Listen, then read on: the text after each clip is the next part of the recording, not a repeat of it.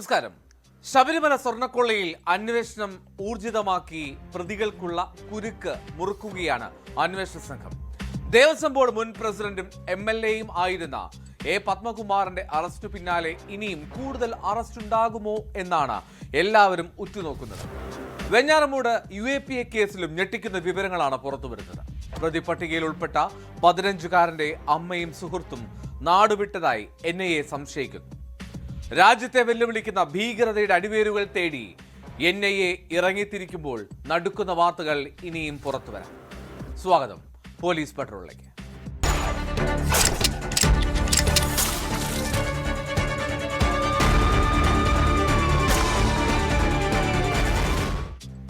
ശബരിമല സ്വർണ്ണക്കടത്ത് കേസിൽ മുൻ ദേവസ്വം പ്രസിഡന്റ് N. വാസുവിന് പിന്നാലെ ദേവസ്വം പ്രസിഡന്റും മുൻ MLA യും CPM നേതാവുമായിട്ടുള്ള A. പത്മകുമാറും അറസ്റ്റിലായി.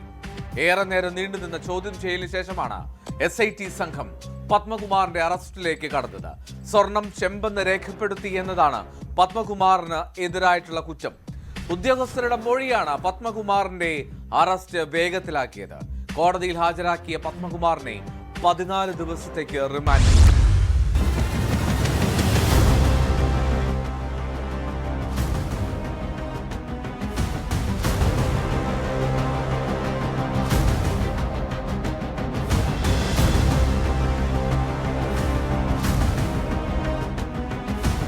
ഒരുപക്ഷെ കടുത്ത നീക്കങ്ങളിലേക്ക് SIT കടന്നേക്കുമെന്ന കൃത്യമായ സൂചനകൾക്കിടയിലാണ് 10:30 വഴുതക്കാട് പോലീസ് ആസ്ഥാനത്ത് ക്രൈംബ്രാഞ്ച് മേധാവി ADGP H. വെങ്കിടേഷിന്റെ ഓഫീസിൽ പത്മകുമാർ എത്തിയത്. അദ്ദേഹത്തെ 4 മണിക്കൂറോളം വിശദമായ ചോദ്യം ചെയ്തതിന് ശേഷമാണ് തുടർ നീക്കങ്ങളിലേക്ക് SIT കടന്നത്. മുരാരി ബാബുവും സുധീഷ് കുമാറും അടക്കം നൽകിയ മൊഴികളിൽ കൃത്യമായി N. വാസുവിനെയും അതോടൊപ്പം പത്മകുമാറിനെയും സംശയത്തിൽ നിർത്തുന്ന പ്രതിക്കൂട്ടിലാക്കുന്ന ചില പരാമർശങ്ങളുണ്ടായിരുന്നു.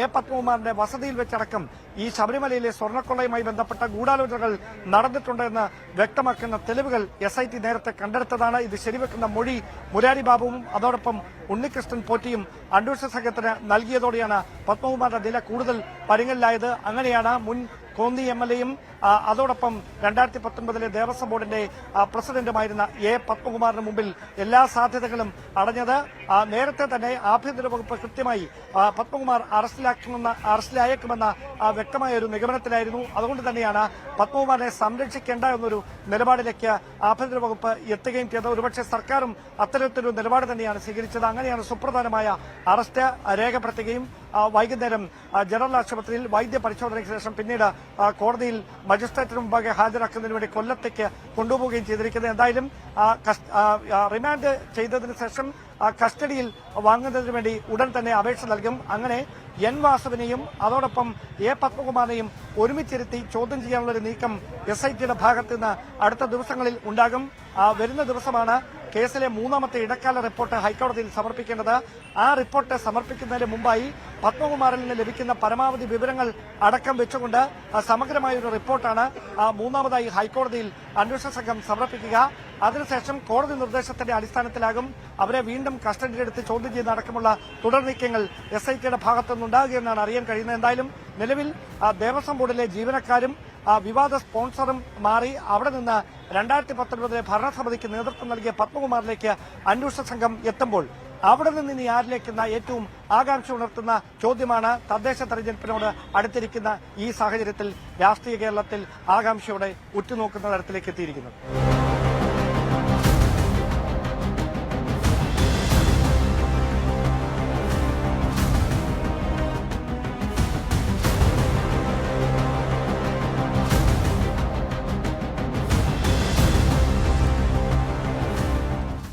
അന്താരാഷ്ട്ര അവയവക്കടത്തിൽ ഞെട്ടിക്കുന്ന വിവരങ്ങളാണ് NIAക്ക് ലഭിക്കുന്നത്. കസ്റ്റഡിയിലുള്ള മുഖ്യപ്രതി മധു ജയകുമാറാണ് റാക്കറ്റിലെ മുഖ്യ കണ്ണി എന്നാണ് അന്വേഷണ സംഘത്തിന് ലഭിച്ചിരിക്കുന്ന വിവരം. മധു ജയകുമാറിൽ നിന്നും അവയവക്കടത്തുമായി ബന്ധപ്പെട്ട സാമ്പത്തിക ഇടപാടുകളാണ് അന്വേഷിക്കുന്നത്. ഇന്ത്യയിൽ നിന്നുള്ള 14 ഇരകളെയും NIA കണ്ടെത്തിയിട്ടുണ്ട്. മനുഷ്യക്കടത്ത് റാക്കറ്റിന് കേരളത്തിലെ ചില സ്വകാര്യ ആശുപത്രികളുടെ സഹായം അത് ലഭിച്ചിട്ടുണ്ട് എന്ന വിവരവും ലഭിച്ചിട്ടുണ്ട്.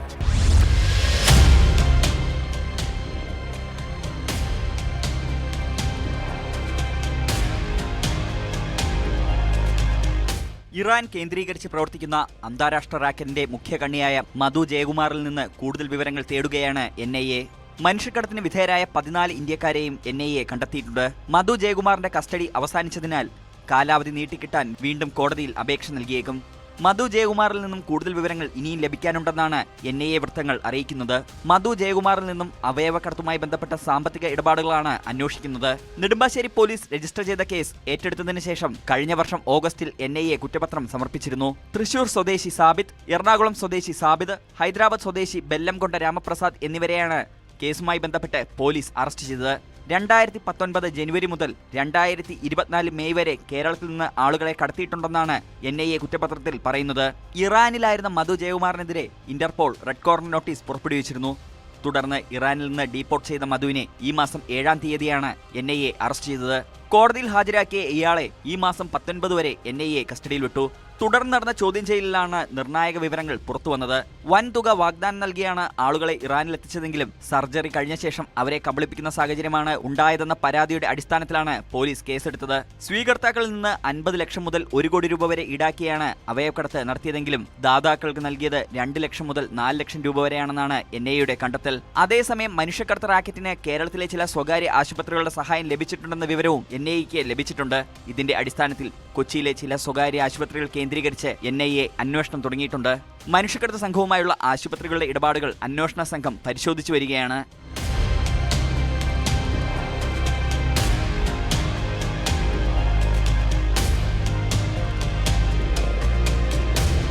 ന്യൂസ് 18 കൊച്ചി. തിരുവനന്തപുരം വെഞ്ഞാറമൂട് UAP കേസിൽ അന്വേഷണം ഊർജിതമാക്കുകയാണ് NIA.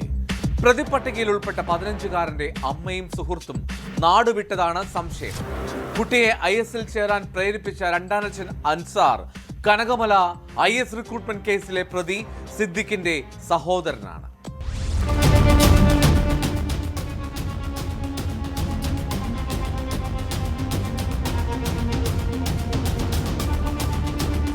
വെഞ്ഞാറമൂട് UAPA കേസിൽ റൂറൽ SP സംസ്ഥാന പോലീസ് മേധാവിക്ക് കൈമാറിയ റിപ്പോർട്ടിന്മേൽ സംസ്ഥാന പോലീസ് മേധാവി ആഭ്യന്തര വകുപ്പിന് കേസിന്റെ അന്വേഷണം ഏറ്റെടുക്കാൻ NIAയോട് ആവശ്യപ്പെടണമെന്ന റിപ്പോർട്ട് ഇവിടെ നിന്ന് കൈമാറുന്നതിന് മുമ്പ് തന്നെ NIA കേസുമായി ബന്ധപ്പെട്ട സമാന്തര അന്വേഷണം ആരംഭിച്ചിരുന്നു. അതിന്റെ ഭാഗമായാണ് NIAയുടെ കൊച്ചി യൂണിറ്റ് കേസിന്റെ അന്വേഷണം ഏറ്റെടുക്കുന്നത്.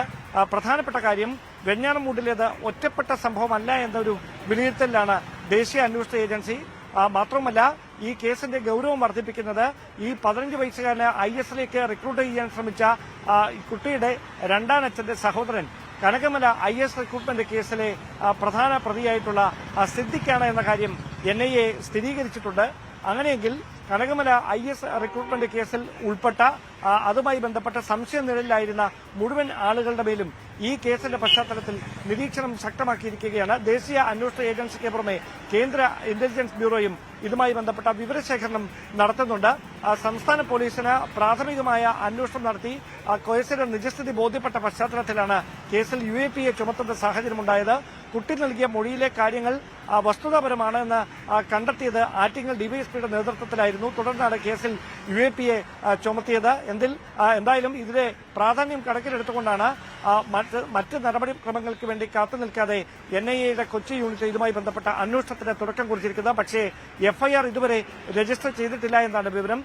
പ്രാഥമികമായ വിവരശേഖരണത്തിന് ശേഷം മാത്രമേ NIA ഇതിൽ FIR രജിസ്റ്റർ ചെയ്യുകയുള്ളൂ. എന്തായാലും ഈ കേസിന്റെ മറ്റ് സാധ്യതകൾ തേടിയാണ് അന്വേഷണം മറ്റ് ഇടങ്ങളിലേക്ക് കൂടി വ്യാപിപ്പിക്കുന്ന ഒരു നീക്കം NIAയുടെ ഭാഗത്തു നിന്ന് ഉണ്ടായിരിക്കുന്നത്. കനകമല IS റിക്രൂട്ട്മെന്റ് കേസുമായി ബന്ധമുള്ള സിദ്ദിഖ് ഉൾപ്പെടെയുള്ള സംഘം എങ്ങനെ ഈ വെഞ്ഞാറമൂട് കേസിലെ ഈ 15 വയസ്സുകാരനെ IS-ലേക്ക് റിക്രൂട്ട് ചെയ്യാനുള്ള നീക്കങ്ങൾക്ക് പിന്നിൽ പ്രവർത്തിച്ചുവെന്ന് കണ്ടെത്തുന്നതിന് വേണ്ടിയുള്ള പരിശോധനയാണ് NIA ആരംഭിച്ചിരിക്കുന്നത്. മാത്രവുമല്ല ഈ വെമ്പായം കേന്ദ്രീകരിച്ചുകൊണ്ട് മറ്റേതെങ്കിലും തരത്തിലുള്ള ഇത്തരത്തിലുള്ള ദേശവിരുദ്ധ പ്രവർത്തനങ്ങൾ നടന്നിരുന്നോ എന്ന് കണ്ടെത്തുന്നതിനുള്ള ഒരു പരിശോധനയും NIA പോലീസിന്റെ സഹകരണത്തോടെ നടത്തുന്നുണ്ട്. ഇതിന്റെ ഭാഗമായി ഈ വെമ്പായം സ്വദേശിയായ ഈ അൻസാറിനെ കേന്ദ്രീകരിച്ചാണ്, ഈ കുട്ടിയുടെ രണ്ടാനച്ഛനായ അൻസാറിനെ കേന്ദ്രീകരിച്ചുകൊണ്ടാണ് അന്വേഷണം ഇപ്പോൾ പുരോഗമിക്കുന്നത്. നിലവിൽ കുട്ടിയുടെ രണ്ടാനച്ഛനും അമ്മയും എവിടെയാണ് എന്ന കാര്യത്തിൽ ഇപ്പോഴും സ്ഥിരീകരണമില്ല. ഇവർ ഒരുപക്ഷെ പുറത്തേക്ക് കടന്നിട്ടുണ്ടായിരിക്കാം എന്നൊരു നിഗമനത്തിലാണ് അന്വേഷണ സംഘം. അങ്ങനെയെങ്കിൽ ഉടൻ ഇവരെ നാട്ടിലേക്ക് എത്തിക്കുന്നതിന് വേണ്ടിയിട്ടുള്ള നീക്കങ്ങളും NIA ഭാഗത്ത് നിന്ന് ഉണ്ടാകുമെന്നാണ് സൂചന.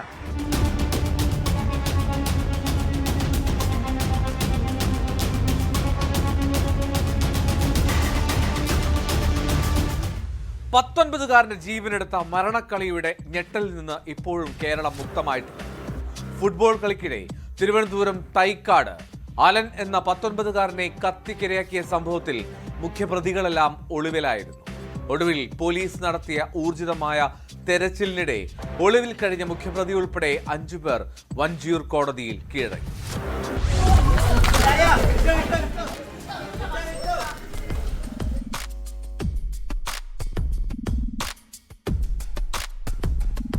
തൈക്കാട് ശാസ്താക്ഷേത്രത്തിന് സമീപം നഗരത്തിലെ ഒരു പ്രമുഖ ഹയർ സെക്കൻഡറി സ്കൂളിലെ വിദ്യാർത്ഥികൾ തമ്മിൽ ഫുട്ബോൾ കളിയുമായി ബന്ധപ്പെട്ടുണ്ടായ തർക്കം പറഞ്ഞു തീർക്കുന്നതിനിടെയാണ് ചെങ്കൽച്ചോളയിൽ നിന്നെത്തിയ അലൻ എന്ന 19കാരന് നേരെ അപ്രതീക്ഷിതമായി 5 അംഗ സംഘത്തിന്റെ ക്രൂരമായ അക്രമമുണ്ടായത്. ഹെൽമറ്റ് കൊണ്ട് തലക്കടിച്ച ശേഷം കേസിലെ 1-ാം പ്രതിയായ 21 വയസ്സുകാരനായ അജിൻ മൂർച്ചയേറിയ ഇരുമ്പ് കമ്പി അലന്റെ ഇടതു നെഞ്ചിൽ കുത്തിയിറക്കുകയായിരുന്നു. ഹൃദയത്തിലേറ്റ ആഴത്തിലുള്ള മുറിവാണ് അലന്റെ ജീവൻ അപഹരിച്ചത്. കൃത്യത്തിന് ശേഷം ഒളിവിൽ പോയ കേസിലെ 1-ാം പ്രതിയും മ്യൂസിയം പോലീസ് സ്റ്റേഷനിലെ റൌഡി ലിസ്റ്റിൽ ഉൾപ്പെട്ടതുമായ അജിൻ ഉൾപ്പെടെയുള്ള 5 പേർക്ക് വേണ്ടി അന്വേഷണം തുടരുന്നതിനിടെയാണ് പ്രതികൾ നാടകീയമായി വഞ്ചിയൂർ കോടതിയിൽ കീഴടങ്ങിയത്. അക്രമി സംഘത്തിൽ ഉൾപ്പെട്ട അഭിജിത്ത്, കിരൺ, നന്ദു തുടങ്ങിയവരാണ് കോടതിയിൽ പോലീസിന്റെ കണ്ണുവെട്ടിച്ച് കീഴടങ്ങിയ മറ്റ് പ്രതികൾ. കന്റോൺമെന്റ് അസിസ്റ്റന്റ് കമ്മീഷണറുടെ മേൽനോട്ടത്തിൽ പ്രതികളെ കസ്റ്റഡിയിൽ വാങ്ങിയ ശേഷമാകും തെളിവെടുപ്പ് ഉൾപ്പെടെയുള്ള തുടർ നടപടികൾ.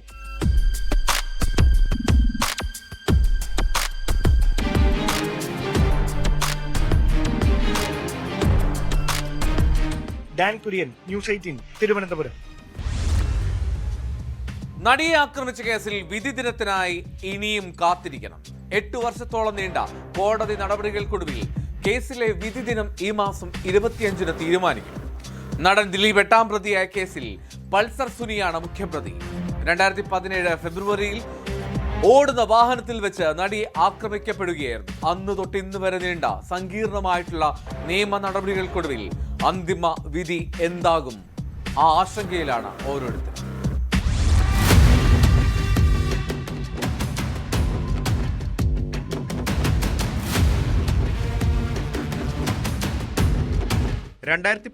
മാർച്ചിലാണ് കേസിൽ വിചാരണ നടപടികൾ എറണാകുളം പ്രിൻസിപ്പൽ സെഷൻസ് കോടതിയിൽ ആരംഭിച്ചത്. 7 വർഷത്തോളം വിചാരണ നീണ്ടു. നടി പലതവണ മേൽക്കോടതിയെ സമീപിച്ചതും പബ്ലിക് പ്രോസിക്യൂട്ടർമാരുടെ രാജിയും കാരണം വിചാരണ നീട്ടിവെക്കേണ്ടി വന്നിരുന്നു. 261 സാക്ഷികളെ വിസ്തരിച്ച കേസിൽ 1600 രേഖകളും കോടതി പരിശോധിച്ചിട്ടുണ്ട്. ജയിലിലായിരുന്ന ദിലീപും പൾസർ സുനിയും അടക്കമുള്ളവർ ഇപ്പോൾ ജാമ്യത്തിലാണ്. 2024 സെപ്റ്റംബറിലാണ് നടിയെ ആക്രമിച്ച കേസിൽ സുനി ജാമ്യത്തിൽ പുറത്തിറങ്ങിയത്. കർശന വ്യവസ്ഥകളോടെയാണ് 7.5 വർഷത്തിനു ശേഷം പൾസർ സുനിക്ക് കോടതി ജാമ്യം അനുവദിച്ചത്. 2017 ഫെബ്രുവരിയിൽ അങ്കമാലിയിൽ വെച്ച് ഓടുന്ന കാറിൽ നടിയെ തടഞ്ഞു നിർത്തി ആക്രമിക്കുകയും നഗ്ന വീഡിയോ ചിത്രീകരിക്കുകയും ചെയ്തെന്നാണ് കേസ്. സിനിമാ ലൊക്കേഷനിൽ നിന്ന് മടങ്ങുകയായിരുന്ന നടിയെ പൾസർ സുനിയുടെ നേതൃത്വത്തിൽ കൊട്ടേഷൻ സംഘം തക്കം പാർത്ത് ആക്രമിക്കുകയായിരുന്നു. ഈ ആക്രമണം നടൻ ദിലീപ് നൽകിയ കൊട്ടേഷന്റെ ഭാഗമായിരുന്നു എന്നാണ് അന്വേഷണ സംഘം കണ്ടെത്തിയത്.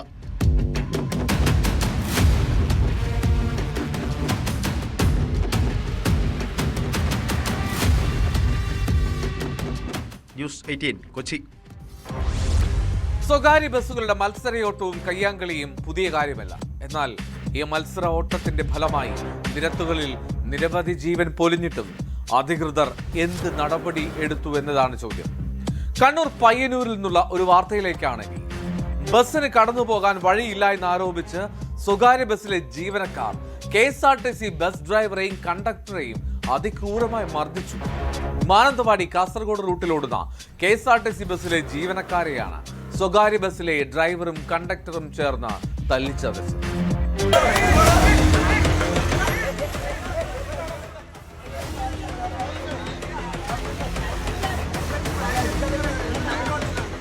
തലശ്ശേരി കാസർഗോഡ് റൂട്ടിലോടുന്ന ഫാത്തിമ ബസിന്റെ ജീവനക്കാരാണ് ആക്രമണം നടത്തിയത്.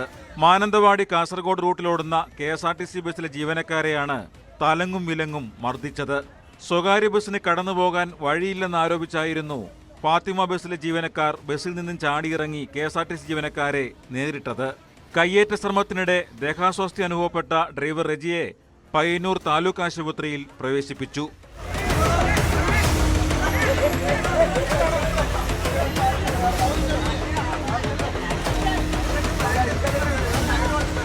സ്ഥലത്ത് സ്വകാര്യ ബസ് ജീവനക്കാർ മത്സരോട്ടം നടത്തുന്നതായി ഏറെക്കാലമായി പരാതി ഉയർന്നിരുന്നു. ഇത്തരം അപകടയാത്രകളെക്കുറിച്ച് നാട്ടുകാരും യാത്രക്കാരും പലതവണ പരാതിപ്പെട്ടിട്ടും നടപടി ഉണ്ടായില്ല. ഈ മത്സര ഓട്ടത്തിന്റെ തുടർച്ചയാണ് ഇപ്പോഴത്തെ സംഭവമെന്ന് ആരോപണം ഉയർന്നിട്ടുണ്ട്. എന്തായാലും ജീവനക്കാർക്ക് നേരെയുണ്ടായ ആക്രമണത്തിൽ KSRTC driver Reji, conductor Joy Joseph എന്നിവർ പോലീസിൽ പരാതി നൽകി.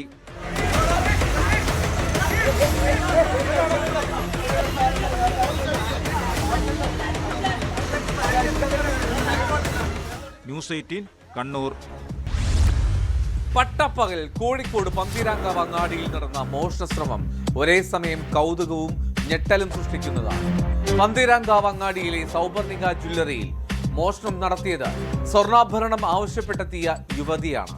ആവശ്യപ്പെട്ട ആഭരണം എടുക്കാൻ കടയുടമ തിരിഞ്ഞതോടെ ഇയാളുടെ മുഖത്തേക്ക് കയ്യിൽ കരുതിയിരുന്ന മുളക് സ്പ്രേ അടിക്കുകയായിരുന്നു. പിടിക്കപ്പെട്ടപ്പോൾ കയ്യിൽ കുപ്പിയിൽ കരുതി വെച്ച പെട്രോൾ എടുത്ത് ദേഹത്തേക്ക് ഒഴിക്കുകയും ചെയ്തു.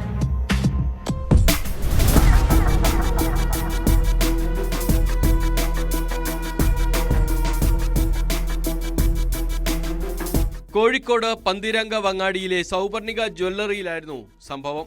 യുവതി സ്വർണം ആവശ്യപ്പെട്ടപ്പോൾ എടുക്കാനായി തിരിഞ്ഞ കടയുടമ രാജന് നേരെ കുരുമുളക് സ്പ്രേ അടിക്കുകയായിരുന്നു. മോഷണശ്രമം മനസ്സിലാക്കിയ കടയുടമ ഉടൻ തന്നെ യുവതിയെ കീഴ്പ്പെടുത്താൻ ശ്രമിച്ചു. അതോടെ യുവതി കയ്യിൽ കരുതിയ മറ്റു കുപ്പിയിലുണ്ടായിരുന്ന പെട്രോൾ എടുത്ത് സ്വന്തം ദേഹത്തൊഴിച്ചു.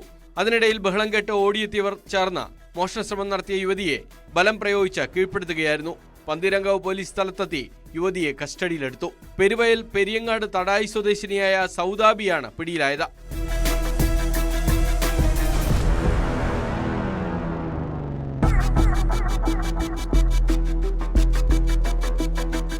നേരത്തെയും യുവതി ജ്വല്ലറിയിലെത്തിയതായി ജ്വല്ലറി ഉടമ പറഞ്ഞു.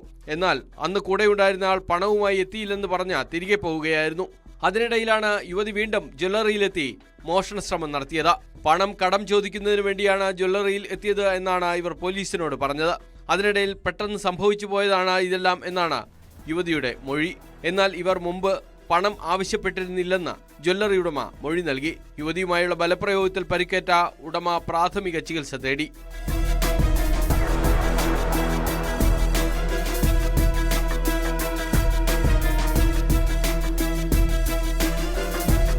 ന്യൂസ് 18 കോഴിക്കോട്.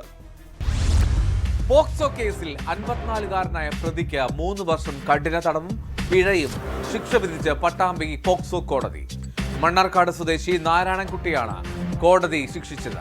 പ്രതിയുടെ കടയിൽ സാധനം വാങ്ങാനെത്തിയ പെൺകുട്ടിക്ക് നേരെയായിരുന്നു ലൈംഗിക അതിക്രമം.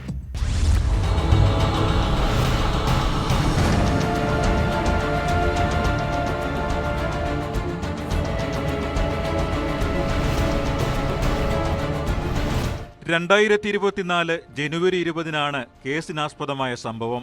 പ്രായപൂർത്തിയാകാത്ത പെൺകുട്ടിക്ക് നേരെ ലൈംഗികാതിക്രമം നടത്തിയെന്ന പരാതിയിലാണ് മണ്ണാർക്കാട് തച്ചനാട്ടുകര സ്വദേശി ചാമപ്പറമ്പ് വെള്ളിത്തോട്ടിങ്ങലിൽ 54 വയസ്സുകാരനായ നാരായണൻകുട്ടിയെ കോടതി ശിക്ഷിച്ചത്.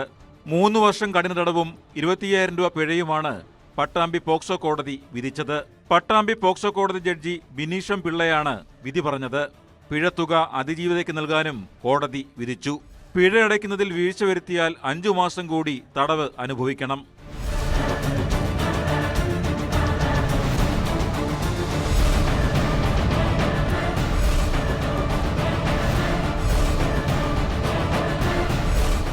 പ്രതിയുടെ കടയിലേക്ക് സാധനങ്ങൾ വാങ്ങാൻ പോയ പ്രായപൂർത്തിയാകാത്ത പെൺകുട്ടിക്ക് നേരെ ലൈംഗികാതിക്രമം നടത്തിയെന്നതാണ് കേസ്. മണ്ണാർക്കാട് പോലീസാണ് കേസ് അന്വേഷിച്ച് കുറ്റപത്രം സമർപ്പിച്ചത്. പ്രോസിക്യൂഷനു വേണ്ടി പബ്ലിക് പ്രോസിക്യൂട്ടർ കെ സന്ദീപ് ഹാജരായി. 16 രേഖകൾ ഹാജരാക്കി. 12 സാക്ഷികളെയാണ് കേസിൽ വിസ്തരിച്ചത്.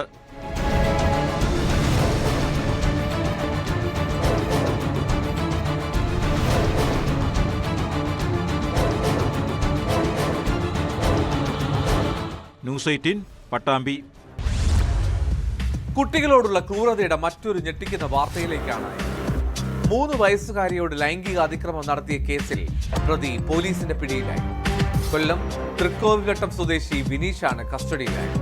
കുട്ടിയുടെ രക്ഷിതാക്കളുടെ പരാതിയെ തുടർന്ന് കൊട്ടിയം പോലീസ് നടത്തിയ അന്വേഷണത്തിൽ പ്രതിയെ പിടികൂടി അറസ്റ്റ് ചെയ്യുകയായിരുന്നു. കോടതിയിൽ ഹാജരാക്കിയ പ്രതിയെ റിമാൻഡ് ചെയ്തു.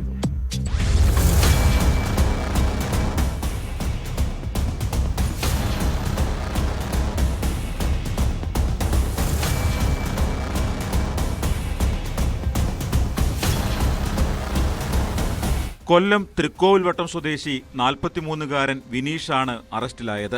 കുട്ടിയുടെ രക്ഷിതാക്കൾ കൊട്ടിയം പോലീസ് സ്റ്റേഷനിൽ പരാതി നൽകിയതിനെ തുടർന്ന് പോലീസ് അന്വേഷണം ആരംഭിച്ചിരുന്നു. പ്രാഥമിക അന്വേഷണത്തിലും മെഡിക്കൽ പരിശോധനയിലും ലഭിച്ച വിവരങ്ങളുടെ അടിസ്ഥാനത്തിലാണ് പ്രതിയെ അറസ്റ്റ് ചെയ്തത്.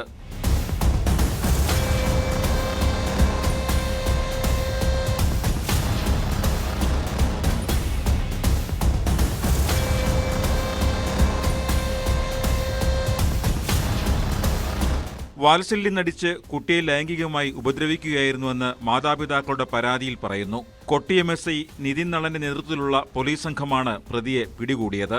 വൈദ്യപരിശോധനയ്ക്ക് പിന്നാലെ പ്രതിയെ കോടതിയിൽ ഹാജരാക്കി റിമാൻഡ് ചെയ്തു.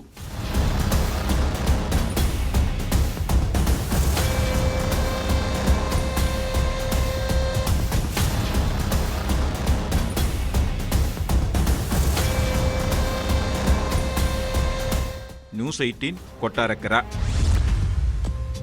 മയക്കുമരുന്ന് സംഘങ്ങൾക്കെതിരെ സംസ്ഥാനത്ത് പോലീസും എക്സൈസും നടപടികൾ തുടരുമ്പോഴും അതിർത്തി കടന്ന് ലഹരി സംഘങ്ങൾ സജീവമാവുകയാണ്. പാലക്കാട് മണ്ണാർക്കാട് നടന്ന പരിശോധനയിൽ 16 കിലോ കഞ്ചാവാണ് എക്സൈസ് പിടിച്ചെടുത്തത്. ഒഡീഷ സ്വദേശികളായിട്ടുള്ള ഗണേഷ് ബിഷ്ണോയും രഞ്ജൻ കുമാറും KSRTC ബസ് വഴിയാണ് കഞ്ചാവ് കടത്തിയത്.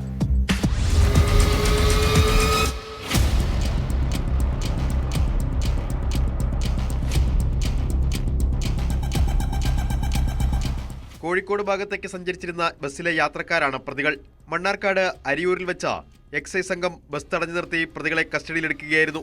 ഒഡീഷ സ്വദേശികളായ ഗണേഷ് ബിഷോയ്, രഞ്ജൻ കുമാർ എന്നിവരിൽ നിന്ന് 16 കിലോ കഞ്ചാവാണ് പിടിച്ചെടുത്തത്.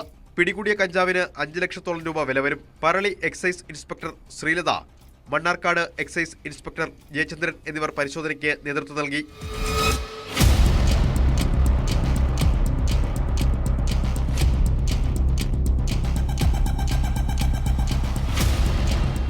തദ്ദേശ തെരഞ്ഞെടുപ്പ് ലക്ഷ്യമിട്ട് അതിർത്തിയിൽ നിന്ന് വൻതോതിൽ ലഹരിയും പണവും കടത്താൻ ശ്രമമുണ്ടെന്ന എക്സൈസിന് വിവരം ലഭിച്ചിരുന്നു. ഇതേ തുടർന്ന് എക്സൈസ് കമ്മീഷണറുടെ നിർദ്ദേശപ്രകാരമായിരുന്നു പറളി, മണ്ണാർക്കാട് എക്സൈസ് വിഭാഗങ്ങൾ സംയുക്തമായി പരിശോധന നടത്തിയത്. പാലക്കാട് ജില്ലയിലെ 50 കിലോമീറ്റർ അതിർത്തി കേന്ദ്രീകരിച്ചായിരുന്നു പരിശോധന.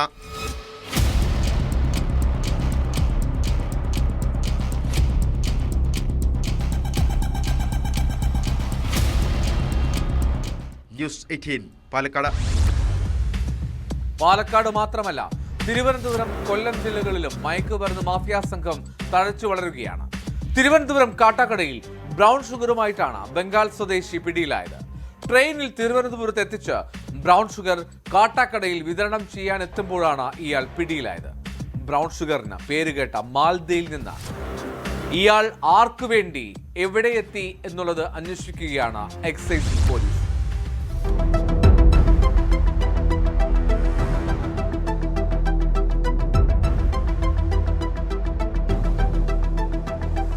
നെയ്യാറ്റിൻകര എക്സൈസിന് ലഭിച്ച രഹസ്യവിവരത്തിന്റെ അടിസ്ഥാനത്തിലായിരുന്നു പരിശോധന. 4 ലക്ഷം രൂപ വരെ വിലയുള്ള ബ്രൗൺ ഷുഗറുമായി വെസ്റ്റ് ബംഗാൾ സ്വദേശിയായ 24 വയസ്സുള്ള സാദി റഹമത്തുള്ളയാണ് അറസ്റ്റിലായത്. ബ്രൗൺ ഷുഗറിന് പേരുകേട്ട മാൽഡയിൽ നിന്നാണ് ബ്രൗൺ ഷുഗർ ഇയാൾ എത്തിച്ചതെന്ന് എക്സൈസ് പറഞ്ഞു. വെസ്റ്റ് ബംഗാൾ സ്വദേശി സാദി റഹ്മത്തിനെ നമ്മൾ ബ്രൗൺ ഷുഗറുമായും കഞ്ചാവുമായിട്ടും പിടിച്ചിട്ടുണ്ട്. ബ്രൗൺ ഷുഗർ അദ്ദേഹത്തിന്റെ കൈവശത്ത് നിന്നും 95.912 ഗ്രാം ബ്രൗൺ ഷുഗറും കൂടാതെ 22 ഗ്രാം കഞ്ചാവും പിടികൂടിയിട്ടുണ്ട്. അദ്ദേഹം വെസ്റ്റ് ബംഗാൾ സ്വദേശിയാണ്. ഇവിടെ ആർക്കോ കൊടുക്കാൻ വേണ്ടിയിട്ടാണ് വന്നത്. അതിന്റെ അന്വേഷണം ഞങ്ങൾ ഇനി തുടർന്ന് അന്വേഷിക്കുന്നുണ്ട്. ആരാണെന്നുള്ളത് കണ്ടുപിടിച്ച് അതിന്റെ തുടരന്വേഷണം നടത്തുന്നതാണ്. തിരുവനന്തപുരത്ത് ഇത് 2ാം തവണയാണ് ബ്രൗൺ ഷുഗറുമായി ഇയാൾ എത്തുന്നത്. ഇതിനു മുമ്പ് കൊല്ലത്തും മയക്കുമരുന്ന് വിതരണത്തിനായി എത്തിച്ചിരുന്നു. വെസ്റ്റ് ബംഗാളിൽ ഗ്രാമിന് 600 മുതൽ 1000 രൂപ വരെ വിലയുള്ള ബ്രൗൺ ഷുഗർ കേരളത്തിൽ 4000 രൂപയ്ക്ക് മുകളിലാണ് വിൽക്കുന്നത്. പ്രതി കാട്ടാക്കടയിൽ ആർക്കു വേണ്ടിയാണ് ബ്രൗൺ ഷുഗർ എത്തിച്ചത് എന്ന് കണ്ടെത്താനുള്ള നീക്കത്തിലാണ് എക്സൈസ്. കാട്ടാക്കടയിൽ വ്യാപകമായി ബ്രൗൺ ഷുഗർ എത്തുന്നതായി മുമ്പും എക്സൈസിന് വിവരം ലഭിച്ചിരുന്നു.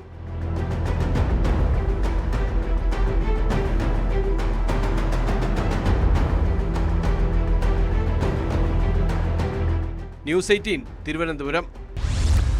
തദ്ദേശ തെരഞ്ഞെടുപ്പ് അടുത്തതോടെ രാഷ്ട്രീയ എതിരാളികൾ തമ്മിലുള്ള പോർവിളികളും രക്തച്ചൊരിച്ചിലുകളും തുടരുന്നുണ്ട്.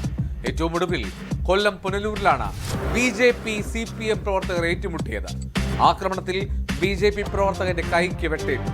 BJP Punalur west area committee അംഗം R രതീഷിന്റെ വലതു കൈക്കാണ് വെട്ടേറ്റത്.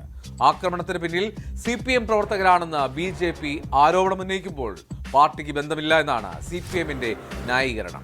വീണ്ടും സംഘർഷമുണ്ടാകാനുള്ള സാധ്യത കണക്കിലെടുത്ത് പ്രദേശത്ത് വൻ പോലീസ് സന്നാഹത്തെയാണ് വിന്യസിച്ചിരിക്കുന്നത്.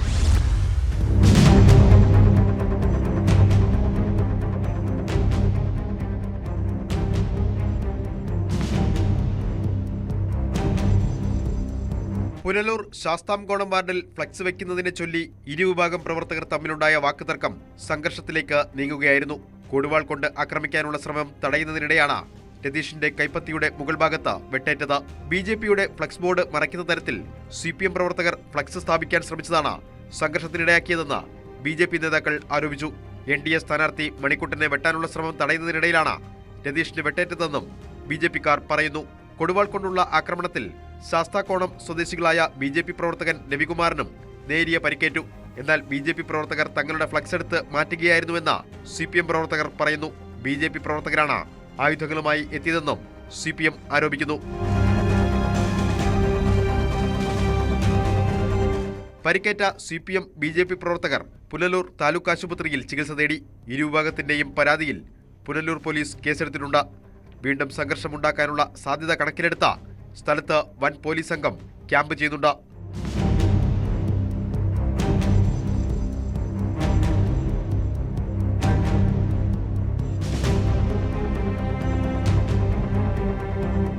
ന്യൂസ് 18 പുനലൂർ.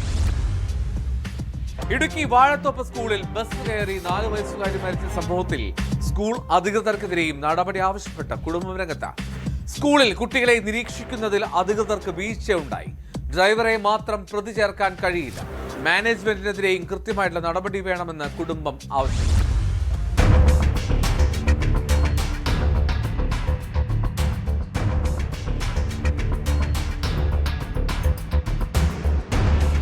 ഇന്നലെയാണ് ഗിരിജ്യോതി CMI പബ്ലിക് സ്കൂളിലെ KG വിദ്യാർത്ഥിനി 4 വയസ്സുകാരി ഹെയ്സൽബെൻ സ്കൂൾ ബസ് കയറി മരിച്ചത്.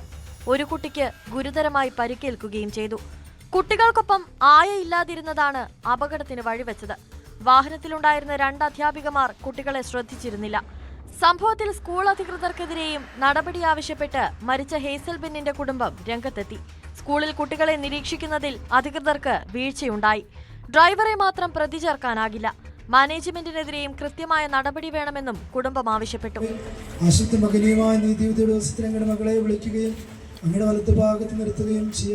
മരിച്ച ഹെയ്സൽബെന്നിന്റെ സംസ്കാരം വാഴത്തോപ്പ് സെന്റ് ജോർജ് കത്തീഡ്രൽ പള്ളി സെമിത്തേരിയിൽ നടന്നു.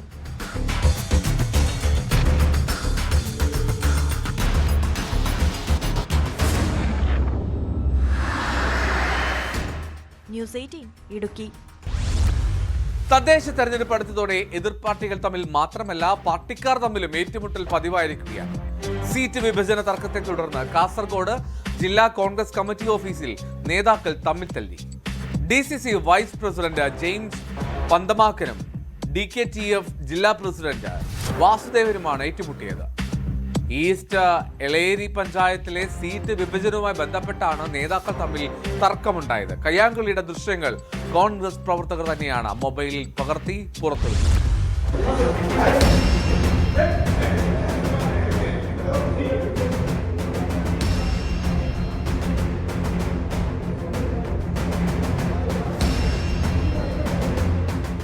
കോൺഗ്രസിലെ സീറ്റ് വിഭജന തർക്കത്തിന് പിന്നാലെ കാസർഗോഡ് ജില്ലയിൽ തമ്മിലടിച്ച് നേതാക്കൾ. ജില്ലാ കോൺഗ്രസ് കമ്മിറ്റി ഓഫീസിലാണ് നേതാക്കൾ തമ്മിൽ കൂട്ടയടി. DCC വൈസ് പ്രസിഡന്റ് ജെയിംസ് പന്തമാക്കനും DKTF ജില്ലാ പ്രസിഡന്റ് വാസുദേവനുമാണ് ഏറ്റുമുട്ടിയത്. ഈസ്റ്റ് എളേരി പഞ്ചായത്തിലെ സീറ്റ് വിഭജനവുമായി ബന്ധപ്പെട്ടാണ് നേതാക്കൾ തമ്മിൽ തല്ലിയത്. കയ്യാങ്കളിയുടെ ദൃശ്യങ്ങൾ പകർത്തി നേതാക്കൾ തന്നെയാണ് പുറത്തുവിട്ടത്.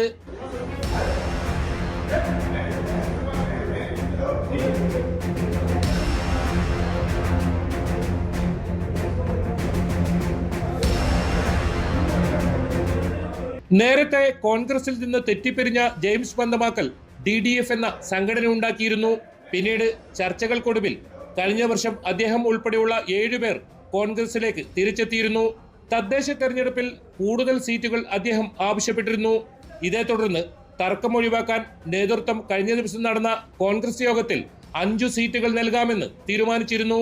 പിന്നീട് ഈ തീരുമാനത്തിൽ പ്രതിഷേധിച്ച് DCC പ്രസിഡന്റ് PK ഫൈസലിനെ ഉൾപ്പെടെ അധിക്ഷേപിക്കുന്ന തരത്തിൽ സാമൂഹ്യ മാധ്യമങ്ങളിൽ പോസ്റ്ററുകൾ പ്രത്യക്ഷപ്പെട്ടിരുന്നു. തർക്കം രൂക്ഷമായതോടെ ഇവർക്ക് 2 സീറ്റുകൾ മാത്രം നൽകിയാൽ മതിയെന്ന് കോൺഗ്രസ് യോഗം തീരുമാനിച്ചതാണ് ഏറ്റുമുട്ടലിലേക്ക് വഴിവെച്ചതെന്നാണ് വിവരം. KPCC vice president M. Liju പങ്കെടുത്ത കോർ കമ്മിറ്റി യോഗത്തിലാണ് ഏറ്റുമുട്ടലുണ്ടായത്. കയ്യാങ്കളി സംഭവത്തെക്കുറിച്ച് അന്വേഷണം നടത്തുമെന്ന് സംസ്ഥാന വൈസ് പ്രസിഡന്റ് M. ലിജുവും DCC പ്രസിഡന്റ് PK ഫൈസലും പറഞ്ഞു. KPCCയുടെ 2 ജനറൽ സെക്രട്ടറിമാർ ശ്രീ ഹക്കീം കുന്നിനും ശ്രീ K. നീലകണ്ഠനും മറ്റ് കോർ കമ്മിറ്റി അംഗങ്ങളും നമ്മൾ ഓഫീസിൽ ഇതിൻ്റെ ഫൈനലൈസ് ചെയ്യുന്ന ഒരു ചർച്ചയിലായിരുന്നു ഉണ്ടായിരുന്നത്. സ്വാഭാവികമായും പുറത്ത് നടന്നൊരു സംഭവമായിരുന്നു. ഒരു തർക്കവും വേണ്ട. പാർട്ടി കൃത്യമായി അന്വേഷണം നടത്തി കുറ്റക്കാർക്കെതിരെ കർശന നടപടിയെടുക്കും. പത്രിക സമർപ്പിക്കാനുള്ള അവസാന തീയതി നാളെയിരിക്കെ ജില്ലയിലെ പല സീറ്റിലും തീരുമാനമായില്ലെന്നാണ് വിവരം.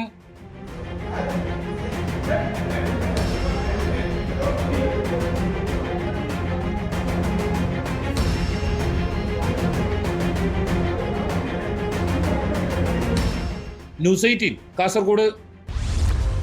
കൊലയാളി സംഘങ്ങളും ലഹരി സംഘങ്ങളും ഓരോ ദിവസവും നമ്മുടെ നാടിന്റെ മുക്കിലും മൂലയിലും ഭീതി പടർത്തുകയാണ്. പെൺകുട്ടികൾക്ക് നേരെ ഓരോ ദിവസവും അതിക്രമങ്ങൾ കൂടുകയാണ്. മരിച്ചുപോയവരെ കുറിച്ച് സോഷ്യൽ മീഡിയയിൽ മോശം കമന്റിട്ട് ആനന്ദം കണ്ടെത്തുന്ന ചില സൈക്കോകളും നമുക്കിടയിലുണ്ട്. മരിച്ച 16-കാരിയെക്കുറിച്ച് ഫേക്ക് ഐഡിയിൽ നിന്ന് മോശം കമന്റിട്ട യുവാവിനെ മലപ്പുറത്ത് അറസ്റ്റ് ചെയ്തു. വെട്ടിച്ചിറ സ്വദേശി അബ്ദുൾ റഷീദിനെയാണ് വളാഞ്ചേരി പോലീസ് അറസ്റ്റ് ചെയ്തത്. കമന്റ് പോസ്റ്റ് ചെയ്ത ജുവി 124 എന്ന അക്കൗണ്ടിന്റെ ID ശേഖരിക്കുകയും ഈ ID വെച്ച് നടത്തിയ അന്വേഷണത്തിൽ കമന്റ് ഇട്ടയാളെ തിരിച്ചറിയുകയുമായിരുന്നു. ഇതോടെ ഇന്നത്തെ പോലീസ് പെട്രോൾ പൂർണ്ണമാവുന്നു. നമസ്കാരം.